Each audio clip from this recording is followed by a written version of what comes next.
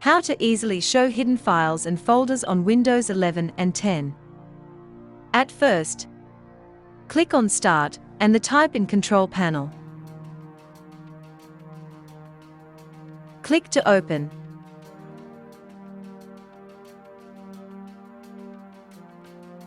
Click on Appearance and Personalization.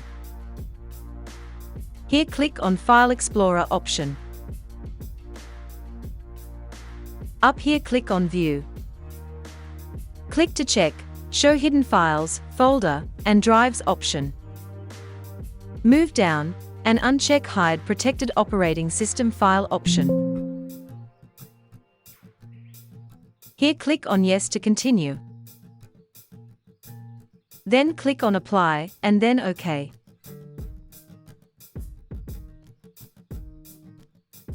Done. Now here you can see the hidden files. So that's it. That's how you can easily show hidden files and folders on Windows 11 and 10.